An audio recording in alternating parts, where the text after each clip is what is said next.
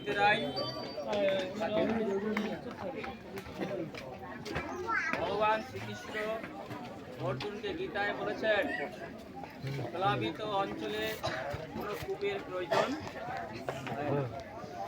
প্লাবিত অঞ্চলে যেমন কোনো কূপের প্রয়োজন হয় না, ব্রহ্ম জ্ঞানীর তদ্রূপ বেদের আইন না মানলেও কিছু। এই বৈষ্ণবটা হচ্ছে এই জন্য বেদাতীত। বেদের আইন যদি না মানে বৈষ্ণবদের কোনো সমস্যা, কিন্তু আমাদের বুঝতে হবে বৈষ্ণবের যে গুণ আছে এই গুণের অধিকারী হয়ে এই অধিকারী যদি না হওয়া যায় তাহলে বৈষ্ণব হওয়া যাইবে না।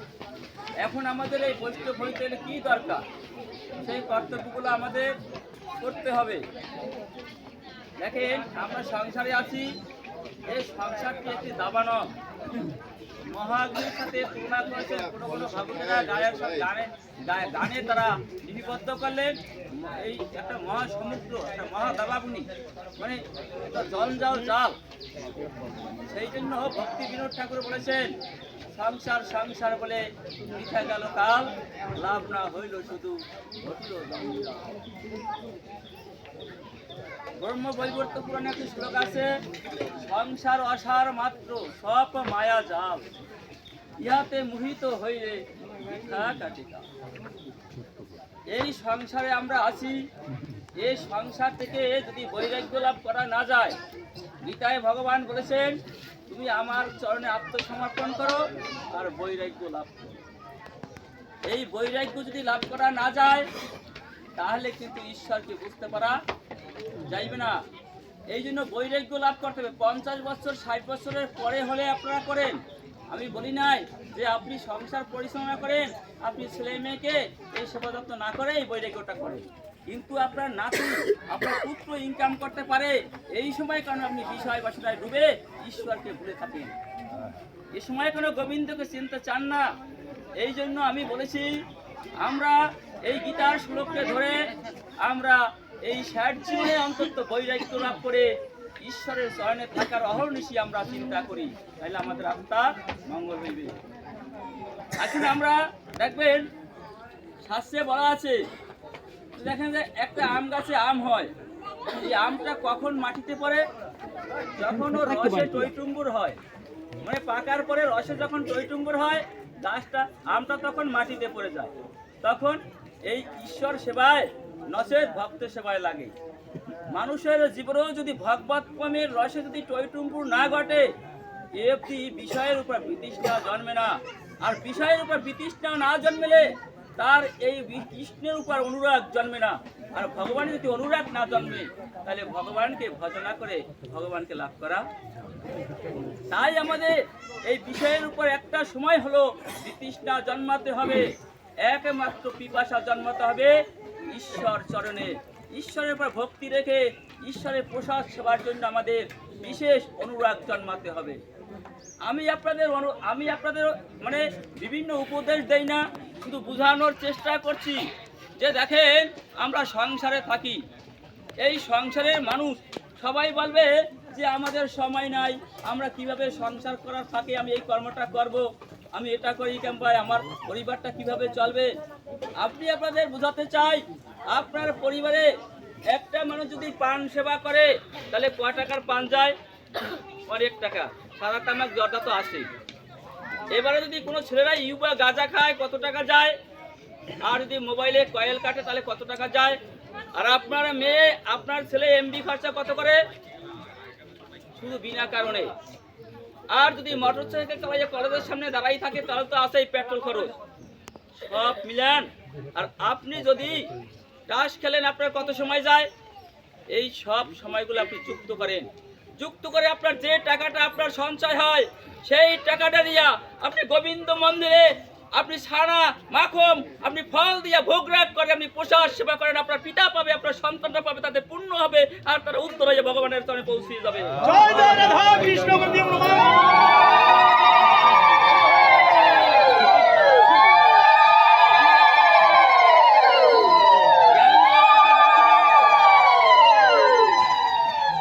আসুন আমরা এই এই ধর্মীয় চেতনায় আমরা সজাগ থাকার চেষ্টা করি। আপনার বাড়ির পাশে, আপনার আশেপাশে যে মন্দিরগুলো দুর্গা পূজা, কালী পূজা হয়, এই কালী পূজায় 60,000 টাকা যদি আপনার কালেকশন হয়, 10,000 টাকার পূজা হয়, আর 50,000 টাকার আপনার মেয়েদের নাচের জন্য, চিত্ত বিনোদনের জন্য হয়। আপনি মুরব্বীদের আমি অনুরোধ জানাচ্ছি, এই টাকাগুলো সব টাকা দিয়া মন্দিরে বড় প্রকারে একটা ভোগ রাগ করে আপনারা অঞ্জলি দিয়ে মায়ের কাছ থেকে কৃপা লাভ করার চেষ্টা করুন। আপনার সন্তানদেরও নিয়ে যান, আপনিও এই মায়ের পূজায় অংশগ্রহণ করুন। নাচ গানে অংশগ্রহণ করে আপনার সঞ্চিত পুণ্য ক্ষয় করে আপনি নরক যাওয়ার চেষ্টা করবেন না, নরকে যাওয়ার আপনি চেষ্টা করবেন না। আমরা কেন এই পূজা অর্চনার উপর ভক্তি রাখি না? আমাদের সনাতন ধর্ম তিল তিল করে বিনাশ হচ্ছে কেন? একটি এই কারণ, সদ্যই স্যার বলেছেন আমাদের ধর্মীয় শিক্ষা নাই। একজন সনাতন ধর্মের ব্যক্তিরা উনি ভালো করে বলেছেন, আমি আর ওইটা বলতে চাই না, যে এমএ পাস করলেও সে একটি গীতার শ্লোক জানে না। এটা একটা মহা কলঙ্ক আমাদের সনাতন ধর্মের জন্য। এটা একটা বড় মাপের একটা, এই সনাতন ধর্ম ধ্বংসের একটা বড় অধ্যায়, যেটি হচ্ছে কোনটা গীতার শ্লোক, কোনটা ব্রহ্মবৈবর্ত পুরাণের শ্লোক, কোনটি আপনার মানে প্রার্থনা সূচক শ্লোক, কোনটি গুরু প্রণাম শ্লোক, এইটি আমার সনাতন ব্যক্তিরা জানে না। এটি সব থেকে বড় অভিশাপ। এই অভিশাপ থেকে উঠে আসার জন্য আমরা ধর্মীয় আমরা অনুশাসন, গীতায় বা শাস্ত্রে যে বা গুরুদেরা যে বাক্য বলে, এই বাক্যের মধ্য থেকে ধর্মীয় যে আমাদের অবকাঠামোগুলা, এইগুলো আমরা অনুধাবন করার আমরা চেষ্টা করি। এইটি যদি না করি, এই সনাতন ধর্ম ধূলিসাৎ হয়ে যাবে। শুধু আশায় আর যাওয়া। প্রতিদিন গান আলোচনা হয়, বিভিন্ন জায়গায় পদাবলী কীর্তন, বিভিন্ন জায়গায় কবি গান, সনাতন ধর্মের অনুষ্ঠানের শেষ নাই। কিন্তু কটা লোকের এই চরিত্র চেঞ্জ হয়েছে? আপনাদের কাছে আমি প্রশ্ন রেখে গেলাম, কটা লোকের চরিত্র চেঞ্জ হয়েছে? কিন্তু চরিত্র চেঞ্জের জন্য মানুষ কোনো চেষ্টা করে না। আমরা আসুন, রাত্র 12টা 1টা অবধি ইয়ং ছেলেরা রাস্তায় রাস্তায় গাঁজা মদ এবং ফিনসিন্ডি ইউবা এবং মোবাইলে কয়েল কেটে এই পরিবারকে ধ্বংসের দিকে নিয়ে যাচ্ছে। আপনার সন্তানেরা ধ্বংস হচ্ছে। যার যার ছেলে মেয়ে তার কাছে যেন মহাপবিত্র ব্যক্তি, মানে কোনো অন্যায় করেন এমন অবস্থাটা আপনাদের মনের মধ্যে থাকার কারণে এই সনাতন ধর্মের ইয়ং ছেলেরা মেয়েরা ধ্বংস হয়ে যাচ্ছে। যার সন্তান, যার ছেলে মেয়ে ভাবে আমার ছেলে মেয়ের মতো ভালো ছেলে মেয়ে আর কেউ নাই। কোনো মানুষরা রাস্তাঘাটে শাসন করতে পারে না। আপনি মাথা তুলে জেগে উঠে আঙ্গুল তুলে তাদের সাথে ঝগড়া করেন। কিন্তু আমি আপনাদের অনুরোধ জানাচ্ছি, পিতামাতারা, যদি কোনো মানুষ আপনাদের সন্তানদের পথে ঘাটে শাসন করে, আপনি আপনার ছেলে মেয়েদের আরো শাসন করে দেন, তাহলে ওরা ভালো হয়ে যাবে, ওরা ভালো হবে। কিন্তু আপনারা পক্ষ হইেন না, ছেলে মেয়েদের পক্ষে পক্ষ হইেন না, তাহলে ওরা লাই পাইয়া আরো ধ্বংস হয়ে যায়। আমি অনুরোধ জানাচ্ছি, আপনাদের সংসারে বউ আছে, আপনার মেয়ে আছে, এই ছেলে মেয়েরা, আপনার বউ, আপনার মেয়েরা, আপনার ছেলেরা যে কোনো সময় কোনো নারীর সাথে রহস্য করে, নারীর সাথে মানে সময় কাটায়, এইটি আপনারা করার সুযোগ দিন না। কারণ শাস্ত্রে বলা আছে, নিজেদের মায়ের বিছানায় কোনো ইয়ং ছেলেরা দীর্ঘ সময় কাটালে তার মন খারাপ হইতে পারে। যেহেতু আপনার মেয়ে, আপনার স্ত্রী পরপুরুষের সাথে অযথা সময় কাটায়, আপনার নজরে পড়লেও আপনি কিছুই বলেন না, কারণ আপনার বউকে, আপনার মেয়েকে আপনি বিশ্বাস করেন বেশি। যার কারণে এই সমাজের ছেলেমেয়েরা কয়েকদিন পরেই বের হয়ে চলে যায়, তখন পরিবার ধ্বংস হয়ে যায়। আমি আপনাদের অনুরোধ জানাচ্ছি, আমাদের এই ছেলেরা, আমাদের এই সন্তানরা যাহাতে এই আমাদের ধর্মগুলা করতে পারে, এই ধর্মের আমরা করার সুযোগটা পাই, সেই বিষয় প্রত্যেকটা পরিবারের, প্রত্যেকটা ঘরের সামাজিক ব্যক্তিদের লক্ষ্য রাখা উচিত। আমি আপনাদের সেই লক্ষ্য রাখার জন্য অনুরোধ জানাচ্ছি। আমরা এই যেসব সমাজে বাস করি, এই সমাজগুলো এখন বেশি সংখ্যক এই তাস খেলার দিকে ধাবিত হচ্ছে। মুসলমানের 5 ওয়াক্ত নামাজ, এই নামাজের সময়গুলো হলে তাদের আয়দানের ধ্বনিত হয়। কিন্তু আমরা সন্ধ্যাবেলা যে সময় আমাদের মারাত্মক সন্ধ্যা, সেই সময়টা আমরা প্রত্যেকটা মোড়ে মোড়ে আমরা তাস খেলছি। তাহলে আপনি সন্ধ্যা কখন করবেন? আমি আপনাদের কাছে প্রশ্ন রেখে গেলাম। আপনারা যদি সন্ধ্যাটি না করেন, আপনি কিসের আপনি সনাতন ধর্মের ব্যক্তি? কেন আপনি সনাতনী? যারা 5 ওয়াক্ত নামাজ পড়তে পারবে, আমাদের সনাতন ধর্ম বিশ্বের শ্রেষ্ঠ ধর্ম যদি আমরা বলি, কিন্তু পরের ধর্ম দিয়া আমাদের উদাহরণ দিতে হয়, তারা এই ধর্মটা করে, আমরা করি না। এর থেকে আর কালো অধ্যায় এই সনাতন ধর্মের জন্য কিছুই নেই। আমি আপনাদের অনুরোধ যাচ্ছি, আপনারা সন্ধ্যাটা মানার চেষ্টা করুন। দুপুরের সময় বিভিন্ন এলাকায় এখন আমাদের এই মাধ্যাহ্ন ভোগের কথা আপনারা লক্ষ্য রাখেন না। আপনারা আপনার পিতামাতা, আপনার সন্তান এখানে যারা নিমন্ত্রিত হয়েছে সবাই 5 ভাগের তরকারি সেবা করে, আপনি মানে মন্দিরের প্রসাদ সেবা করে আপনি সবাই বাড়ি চলে যাবেন। কিন্তু আপনার গোবিন্দকে কেন একটু চরু দিয়া ভোগ রাগ করে রাখা হয়? আমি আপনাদের কাছে অনুরোধ জানাচ্ছি, আপনার ভগবান, আপনার তো ছেলে মেয়ে, আমি নিজের কথা বলছি, আপনার ছেলে আছে, আপনার মেয়ে আছে, আপনার স্ত্রী আছে, আপনার সংসার বাবা মা আছে, সবাইকে নিয়ে আপনার সংসার সবাইকে নিয়ে যদি আপনি দুমুঠো অন্ন ভালো তরকারি দিয়ে ভালো মাছ দিয়ে সেবা করতে পারেন আপনার সুখ হয় হয়তো। কিন্তু আমি সাগরে বিশ্বাস, আমার তো কোনো পুত্র নাই, আমার তো কোনো কন্যা নাই, আমার কোনো স্ত্রী নাই, আমার কোনো মা নাই, আমার কোনো বাবা নাই, আমার শুধু সবকিছু এই গোবিন্দ। সেই গোবিন্দকে আপনারা অনাহারে রাখেন সামঞ্জস্য রুখাইয়া, এইটি আমার মনে ব্যথা লাগে। তার জন্য আপনাদের কাছে অনুরোধ জানাচ্ছি, প্রত্যেকটি ধর্মীয় সভায় যেন দুপুরে মাধ্যাহ্ন সময় গোবিন্দের 5 তরকারি দিয়ে ভোগ রাগ করা হয়, নচেত আমার মন্ত্র অনেক মানে ব্যথা লাগে। আমরা এই ধর্ম সমাজে আছি, ধর্ম সভায় যে ধর্মীয় কথাগুলা এইগুলা যদি শুনলে আপনাদের কালে জ্বালা হয়, এর থেকে আর অধর্ম কিছুই নাই। আমরা আলোচনা করে গেলে প্রত্যেক রাস্তার মোড়ে মোড়ে সমালোচনা করা হয়। এই আলোচনা সম্পর্কে আপনাদের গুরুদেবরা, আপনাদের ধর্ম যারা জানে, ধর্ম যাজকরা আলোচনা করবে, সেটা নিয়ে সমালোচনা করেন। ধর্ম কথা কে বলবে আপনাদের কাছে? বলেন, কার কথা শুনে আপনারা কথাটা মানবেন? কার কথা শুনবেন? যে কখনো ধর্ম করে না তার কথা। আমাদের সমাজের সব থেকে বড় ব্যাধি হচ্ছে টাকা। টাকার জন্য মানুষ সব প্রকার অন্যায় করতে পারে। আমার মনে হয় কি জানেন, টাকা যদি টানকে লম্বা বানাইতে পারতাম, সবাই ওই টাকাগুলো দিলে মানুষের একটু টাকার অভাব গেলে মানুষ ধর্ম করতে পারত, কিন্তু পারি না তো। আমার মনে হয় কি জানেন, এই পৃথিবীর জমি নিয়ে এত মামলা, সবাই জমি পাইবে না কেন আমি এই বুঝি না। কে যে জমিটা পাইবে না, যার কাছে জিজ্ঞাই সেই পাইবে। জমি তো ওই জায়গা 10%, 10% তো 40% নাই, তো সবাই পাইবে না কে?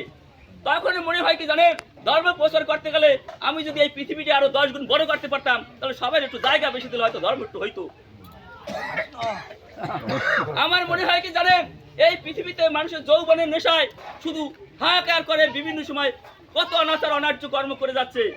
মানুষের যদি যৌবন যদি আরো 200 বছর বাড়াই দিয়া আয়ু যদি 1000 বছর করতে পারতাম, তাহলে হয়তো বা ভগবান একটু ডাকতো মানুষ। এই মনে হয়, এই ভাবনাটা আমার জন্মে।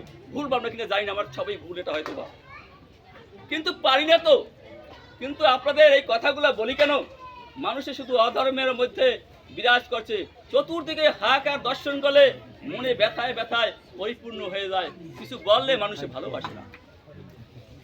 সেই জন্যই তো বলি, আমি আপনাদের অনুরোধ রাখছি, শাস্ত্রে বলা আছে, অসতীর অন্ন যদি কেউ করায় ভোজন, কালো সূত্র নরকে সে করিবে গমন। এই জন্য মায়েদের সতীত্ব রক্ষা করা একান্ত প্রয়োজন। সমস্ত মায়েদের আমি বলছি, আপনাদের সতীত্ব রক্ষা করার চেষ্টা করুন। গীতায় অর্জুন ভগবানকে কি বলেছেন? গীতায় অর্জুন ভগবানকে বলেছেন, যদি আমি এই যুদ্ধটা করি, যত ইয়ং ছেলেরা মারা গেলে তাদের বউরা বিধবা হবে, তখন ওই গর্ভে বর্ণ সংকর জন্ম নেবে, তখন তার পিতারা বিনা পিণ্ড জলে সব নরকগামী হবে। আমি আপনাদের মায়েদের বলছি, আপনাদের গর্ভে যদি কোনো প্রকার কোনো পুরুষের মানে সন্তান জন্ম নিয়ে যায়, কোনো আপনাদের একটু মানে সুখের জন্য, তাহলে কিন্তু আপনাদের যত পুরুষ আছে সব নরকগামী হইবে, গীতার ওই শ্লোকে বলে। তাহলে আপনাদের কত সুরক্ষা থাকতে হবে ভেবে দেখুন। আর যদি আপনারা অসতী হয়ে যান, তার অন্য নিত্য আপনার স্বামী আপনার ঘরের সবাই সেবা করলে আপনার সমস্ত পুরুষরা আপনার নরকগামী হইবে। তাহলে কত মারাত্মক অবস্থাটা বুঝে দেখেছেন? আমাদের সমাজের কজন পিতামাতারা সন্তানদের কাছে মানে মহা যত্নে আছে বলুন? কিন্তু শাস্ত্রে বলা আছে, পিতামাতা গুরুজনে যে না করে পালন, ভূত জুনিতে সে করিবে গমন। আমরা ভূত হইতে কেউই চাই না, তাইলে আমাদের পিতামাতাকে কেন আমরা যত্ন করব না? শাস্ত্রে বলা আছে, দুগ্ধের সহিত যে লবণ পান করে, গোমাংস তুল্য খাদ্য অবনী ভিতরে।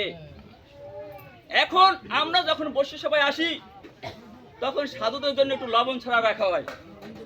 সাধুরা তো প্রত্যেকদিন ধর্ম করে, আপনারা তো মাসিক না দুই একটা বৈশিষ্ট্য সভা পান, আপনাদের একটু ধর্ম করার ইচ্ছে নাই নাই নাকি কেন? তাহলে সাধুদের আপনারা লবণ ছাড়া প্রসাদ সেবা করাবেন, আপনারা লবণ দিয়া আপনাদের সেবা করতে হবে কেন? জিহ্বায় এত সাতটা কেন আপনাদের প্রয়োজন বলেন ধর্ম করার জন্য? একটা দিন হলেও যদি আপনারা মাসে যদি দুইটা দিনও গোবিন্দ প্রসাদ সেবা করে যাইতে পারেন তাহলে আপনাদের একটু পুণ্য হলেও হয়। একদিন আসবেন সেদিনও জিহ্বায় সাত লাগাই যাবেন কিন্তু ভগবানের প্রসাদ সেবা করতে চান না, এটা কত বড় অধর্ম বুঝেন? আসুন আমরা এই দুগ্ধের সহিত লবণ পান করা আমরা নিষেধ করে দেই। শাস্ত্রে বলা আছে ঋতুবতী নারী হস্তে করিলে ভোজন, উত্তপ্ত লৌহ কুণ্ডে করিবে গমন। কিন্তু বর্তমানে কোন মাছ যে ঋতুমতী হয় বোঝা বড় কঠিন, জানাই জানা প্রতিদিনই রান্না চলে। একটু আপনারা হিসাব করুন, একটু আপনাদের মায়ের ঋতুটাকে যদি সময় ঋতুমতী হয় সেই সময়টাকে একটু সম্মান করার চেষ্টা করুন। নরকে যদি আপনারা যাইতে না হয়, আমরা নরক থেকে যদি বাঁচতে হয় আপনারা ওই দিনগুলো একটু আপনারা বাঁচতে চলার চেষ্টা করুন। শাস্ত্রে বলা আছে যদি কেউ রোধে পথ কিংবা জলাশয় তারাই নরকে যায় জানিবে নিশ্চয়। কিন্তু একজনের টিউবওয়েল একজনের বন্ধ করিয়ে দেয়, একজনের পথ একজনের বন্ধ করিয়ে দেয়। আপনি জমি সৃষ্টি করেছেন, আপনি যে বন্ধ করে দেন, যার জমি সে তো আপনার বন্ধ করিয়ে কিছু দিতে বলে না। যে সৃষ্টি করেছেন সে আপনাকে সব জমি উদার চিত্তে দান করে দিয়েছেন, সে পথ বন্ধ করে না, আপনি আমার পথ বন্ধ করে দেন। কত মারাত্মক অপরাধ ভেবে দেখেছেন? এই জন্য বলেছে যদি কেউ রোধে পথ কিংবা জলাশয় তারাই নরকে যায় জানিবে নিশ্চয়। আসুন আমরা, আমি শেষ করে দেবো, আমি জানি আমি শেষ প্রান্তে দাঁড়িয়েছি, একেবারে শেষ সময়টা আমি জ্ঞান দেওয়ার চেষ্টা করি না, শুধু বোঝানোর চেষ্টা করছি। আমরা যে যেখানে আছি আমাদের দুদিনের স্বপন, একদিন আমাদের চোখ থাকবে আমরা কিছু দেখতে পারবো না, আমাদের পা থাকবে হাঁটতে পারবো না, আমাদের মুখ থাকবে কথা বলতে পারবো না, জ্বলন্ত চিতায় পুরো অঙ্গার হয়ে যাবে। সেই দিনটি আসার পূর্বে আমার সন্তান সন্ততি আমি মানুষ করব, এই জন্য যত পরিশ্রমের প্রয়োজন আমরা করব। কিন্তু যে সময়টা আপনার ফাঁক থাকে এই সময়টাকে অবহেলায় আপনি অযথা অপকর্মের সময় কাটাবেন না, আপনি সময় পাবেন না। আপনার চোখের সামনে এই গ্রামে কত পিসা, কত কাকা, কত মাতুল, কত আপনজন চলে গেছে, তারা কিন্তু সময় পায়নি, আপনিও পাবেন না। এই জন্য সময় থাকতে যার যে পাথেয় সম্পদ, যে সম্পদের উপর ভর করে আপনি গোলকে যাইতে পারবেন, যে সম্পদের উপর ভর করে স্বর্গে আপনি বৈকুণ্ঠে এমন শিবলোকে যাইতে পারবেন, সেই সম্পদটা সবাই কামাই করে রাখুন।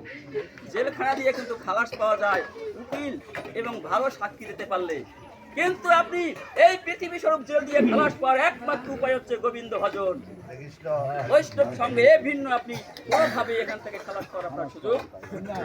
সেই জন্য আসুন আমরা এই গোবিন্দ ভজনে মন দিই, এই ঈশ্বর চিন্তায় মন দিই, নচেত আমরা উদ্ধার হইতে আমরা পারবো না।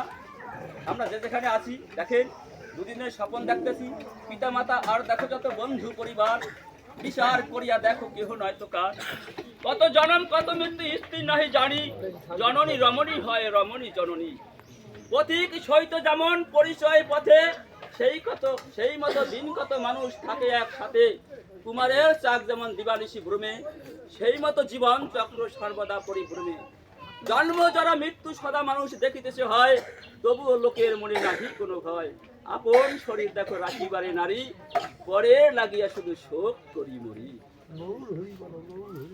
নিজের কোনো বাঁচার কোনো সম্ভাবনায় বিকেল অব্দি আমি বুঝে এই গ্রামটা বাঁচাই রাখি, আমি না থাকলে গ্রাম চলবে না, আমি জাতির সঙ্গে সভাপতি, আমি রাষ্ট্রপতি, আমি কি হয়ে পড়ছি, তুমি বিকেল অব্দি খাবা কিনা বলতে পারো?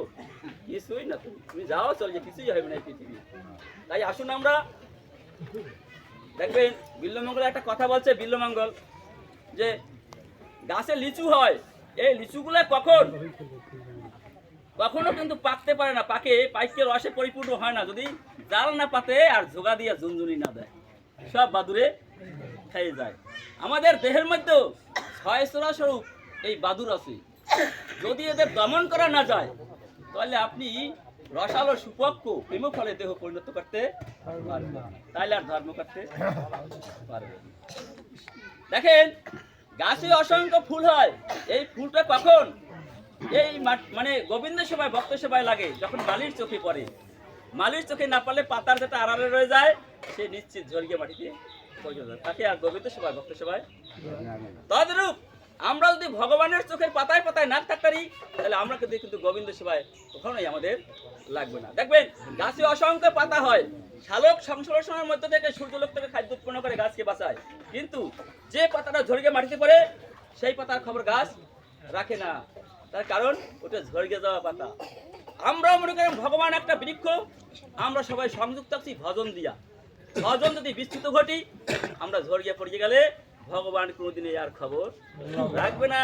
তাই তার সাথে ভজন দিয়া যুক্ত থাকতে হবে, তাইলে ভগবান খবর রাখবে। মানে সমুদ্রে জল হয়, সমুদ্রের জলরাশি কখন ডোবা নালায় উঠে আসে, যখন ফেলার হয় বন্যা তখন গ্রামগঞ্জে তলিয়ে যায়, আবার যখন জল সাগরে ফিরে যায় গর্তের মধ্যে যারা আটকা পড়ে তারা ওইখানে বসে পরিষ্কার দুর্গন্ধ হয়ে যায় আর সাগরে ফিরে যেতে পারে না। সংসার স্বরূপ গর্তের মধ্যে যারা আটকা পড়ে যাবে এই কূপের মধ্যে, তারা কখনোই ভগবান স্বরূপ মহাসাগরে তারা ফিরে যেতে পারবে না। এই জন্য আমাদের ভজন রাখতে হবে, ভজন। সুকুমার পণ্ডিত একটা কথা বলতো যে যে সাবান ছোটায় যেমন কাপড়ের ময়লা পরিষ্কার হয়, আর এই ভক্তের সামনে তেমনি মনের ময়লা পরিষ্কার। উনি বলতেন এই কথাটি, উনি বলতেন। এবারে দেখেন উনি আরেকটি কথা বলতেন যে চাইর মধ্যে মাছ ঢোকে কিন্তু বেরোইতে পারে না। এই সংসার স্বরূপ এই চাইর মধ্যে এই ঘরটা আমার মনে করেন চাই, প্রথম দরজাটা প্রথম পার আর দ্বিতীয় দরজা দ্বিতীয় পার, এই ঘরে বউ নিয়ে ঢুকতে যায় মানুষ, কিন্তু আর কোনদিন বৈরাগ্য লাভ করে বেরোয় যাইতে পারে না। এইটাই একটা বড় মাপের চাই। আসুন আমরা রসের মধ্যে আপড়া পোকা পড়ে, এই আপড়া পোকাগুলো কখনোই ওই আপড়া পোকাগুলো কখনোই উড়ে যেতে পারে না, রসের মধ্যে পড়ে যায়। কেন? পাক নাই রড জ্বালাই যায়, পাক নাই যখন রড জ্বালায় সে কিন্তু আর উড়ে যেতে পারে না। এই সংসারের রস যদি আপনার পাক নাই জ্বালায়, দেহস্বরূপ পাক নাই, তাহলে আপনি সংসার থেকে আর এই মানে বৈরাগ্য লাভ করে ঈশ্বরের ভজনা করতে পারবেন না। একটু ফাঁকে ফাঁকে থাকতে হবে, বুঝেছেন? আমরা দেখেন একটা মাছি যখন ঝোলা গুড় পান করে, এক পাও দিয়ে ঝোলা গুড় পান করে ওইটি গুড়ের মধ্যে আটকা পড়ে, দ্বিতীয় পাও দিয়ে যখন পান করে দ্বিতীয় পাও আটকা পড়ে, এরকম 6 পাও যখন আটকা পড়ে তখন বলছে আমি উড়ে যাই। কিন্তু 6 পাও টানিয়ে নেওয়ার ক্ষমতা পাখায় থাকে না। যখন পাখায় গুড় জড়িয়ে গুড় জড়িয়ে তিনি গুড়ের মধ্যে ডুবে মারা যায়। মানুষ সংসারে আছে, চুল পাকছে মাছির মতো, এক পা যেমন ধরছে এক জায়গা ধরিয়ে গেছে, চোখে কম দেখে আর এক পা ধরছে, চশমা লাগে এখন, আর দাঁতে ফাকুর ফুকুর করে, মানে ছিসকে পান খাওয়া লাগে, আপনার আগের মতো পারে না, না মানে দাঁত ধরছে। আর মানে কানে বার শুনে মেশিনও লাগাইছে, আর কানের দ্বার দিয়ে কথা, মোহর দ্বার দিয়ে কথা শুনে এরকম, তার মানে কানে শোনে না। আর রূপ দেখলে মানুষের পাগল হইতে আনছে, আর দ্বারা যাই ভয় সরকে যায়, ওনার দ্বারা কেউ মানে রূপের কোনো জয়লাভ নাই। তারপরও ভাবে আমি যেন কতকাল বাঁচুন। মানুষের এই বাঁচার এই ভাবনা একসময় প্যারালাইসিস, ক্যান্সার, স্ট্রোক হয়, আর চিতায় পুরো আঙ্গার হয়ে যাবে। জীবনে কি পেলেন? কি পেলেন জীবনে? এই যে পুত্র দেখেন, কন্যা দেখেন, যা দেখেন, এ শুধু দুঃসময়, মানে সুসময়ের বন্ধু, দুঃসময় আপনার পাশে কেউ থাকবে না। আমি এই উদাহরণটা দেবো, তারপরে একটু বলে শেষ করবো। যে মানে মনে করেন একটা গরু দিয়ে ধান মতো তো, এই গরু দিয়ে যখন ধান মতো তখন গরুর মুখে ঠুসি লাগাইতো, এই ঠুসি লাগাইতে পরে গরু খালি ঠুসি মুখ ঢুকাইতে আসতো, শুধু ধানের মধ্যে ঢুকাইতো, যে ধানের খাওয়াটা ঢুকতো সুশির থাক দিয়া ওইটা খাইতে পারতো, আর খাইতে পারতো না। কারণ উনি তো জমি চাষ করলো, জমি মইয়াইলো, আবার ধানও মারতে আছে, দুই ছাড়া পাইবে না, না ওনারে দেবে, খাইতে দেওয়া হবে না।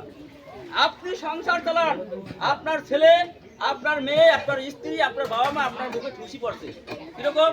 কেউ মানে জলে ডুবাইয়ে মাটি কাটে, কেউ সিনবসি দেয়, কেউ জলে ডুবাই জাল বেড়ে, আর Bangkok, Hong Kong, Dubai, Singapore, Russia, Italy, France, নয়তো সে সৌদি আরবে খাদুর পরে বেড়া রাখে, কিন্তু আপনার জন্য টাকা পাঠায়, লিপস্টিক হাতে পড়িয়ে বউ মানে টিভি দেখে, আর পরপুরুষের লাগে ফুর্তি করে কথা বলে, আর মাইয়ে চড়ালা মোবাইল চালায়, আর কোলায় ফুসফুস করে মোটরসাইকেলে কোথায় কোথায় যায়। কিন্তু আপনি কি করছেন? আপনি ভেড়া রাখছেন, খুশি লাগছে কিরকম? আপনার মারাত্মক খুশি পড়ছে আপনার মুখে, আপনার এই কাজগুলা করবেন আর তারা ফুর্তি করছে। যেদিন আপনার প্যারালাইসিস হবে, যেদিন আপনার ক্যান্সার হবে, যেদিন আপনি স্ট্রোক করে বিছানায় পড়ে থাকবেন, সেই দিন সবার কাছে ওই লোকরাই বলবে উনি মরিয়ে গেলেই বলা হয় ওনার এত যন্ত্রণা সহ্য হয় না। কিন্তু কেউ বলবে না উনি দুদিন বাসুক, উনি ভালো হয়ে যাও, আমরা ওনাকে ধর্ম করার সুযোগ করে দেবো, আমাদের জন্য তো সব করছে। কয় তো বাবা কিরকম, বাবাই মনে মরে না, যদি একটু মরে যাইতো বাবা তাহলে বাবার এত যন্ত্রণা সইতে পারি না। তাহলে কি হচ্ছে, আপনি কি পেলেন জীবনে? তাই আমি বলছি, ওই যে গরু যেমন খুশির ফাঁক দিয়ে একটু একটু ঢুকতো, ছড়া এটা খাইয়ে রাখতো, আপনিও সংসার পরিচালনা করার ফাঁকে যে সময়টুকু থাকে এই সময়টায় পুণ্যকর্ম করেন, এই পুণ্যর উপর ভর করে আপনি গোবিন্দের চলে পৌঁছে যেতে। আমি শেষ করবো, আমি শেষ করে দেবো। আমি দেখেন, আমি অক্ষরে একটু উদাহরণ দিয়ে শেষ করবো। অক্ষর আপনার বৃন্দাবন রওনা হচ্ছে, কারণ ধনুর্যজ্ঞে আসবে কে? ধনুর্যজ্ঞে নিয়ে আসবে অক্ষর, কৃষ্ণকে বলরামকে ধনুর্যজ্ঞে নিয়ে আসবে, রওনা হলেন। কিন্তু একেবারে বৃন্দাবনে প্রতিবাসে পৌঁছে গেলেন, এখন সে আর রথ চলে না, কারণ ঘোড়ার গড়াইতেছে, ঘোড়া আর চলতে পারতেছে না। অক্ষর নেমে দাঁড়ালেন, ঘোড়াকে বলছে তুমি তো কত পথ চলো, তুমি তো কখনো ক্লান্ত হও না, এখন এত ক্লান্ত হয়ে পড়লে কেন? ঘোড়ায় বলছে মূর্খ অক্ষর, তুমি কিছুই বোঝো না। ঘোড়ায় অক্ষুকে মূর্খ বলে, যে কৃষ্ণের প্রধান ভক্ত তাকে যদি একটা ঘোড়ায় পশুতে মূর্খ বলে কিরকম লাগে? খুবই মানে মানে আতঙ্কিত হয়ে উঠছে অক্ষুর, তুমি আমাকে মূর্খ বললে কেন? বলে হ্যাঁ তুমি মূর্খের থেকে মূর্খ। কিভাবে? আমার কোনো রোগ হয় না, আমি নিজেই ইচ্ছা করে গড়াইতেছি। বলে কেন? এই পথ থেকে আমার গোবিন্দ কত হেঁটেছে, বীজের গুপিরা কত এই পথ থেকে হেঁটেছেন, এই কত দর্শনার্থীরা দেশ বিদেশ থেকে এই বৃন্দাবনে আসে, কীর্তি করে আমার গোবিন্দের, আমার রাধারানীর বেতগুপি বৈষ্ণবের চরণধুলি এখানে পড়া আছে। আমি পশু হতে পারি, আমার ভাইকে জীবনে বৈষ্ণবের চরণধুলি ঘটবে কি ঘটবে, আমার গোবিন্দের রাধারানীর চরণধুলি ঘটবে কি ঘটবে আমি জানি না। তাই আমি জন্মের মধ্যে একবার গায়ে মাথায় আমার জীবন সার্থক করে নিতেছি। তুমি যদি পারো একটিবারের জন্য হলেও এই ধুলায় গড়াগড়ি দিয়া তোমার জীবন সার্থক করে দাও। কখনো দম্ভ দর্প, কখনো অহমিকা আত্মগৌরব, কখনো বিদ্যা বুদ্ধি জ্ঞান গৌরব, ঈশ্বরকে পায় না, ঈশ্বরকে পাওয়া যায় না। তুমি সমস্ত তোমার এই জ্ঞান গৌরব ধুলার মাটির সাথে মিশাইয়া যদি পারো একটাবার গড়াগড়ি দিয়া আমার গোবিন্দের বেজগুপির বৈষ্ণবের অঞ্জলি গায়ে মাখিয়ে আমার জীবন সার্থক করে দাও।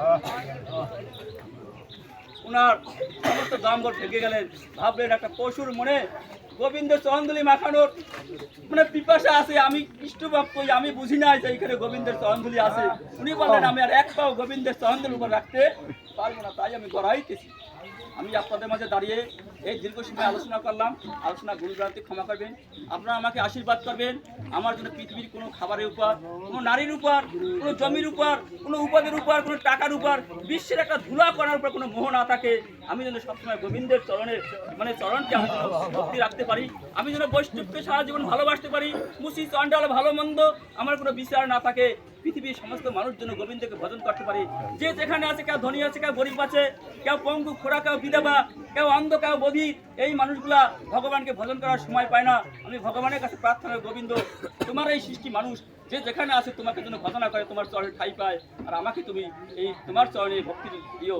আর পরিশেষে আমার এই জামবাড়ি রাধা গোবিন্দ সেবাশ্রমে 21শে ফাল্গুন শুক্রবার বৈষ্ণব ও শিষ্য সম্মেলন হবে।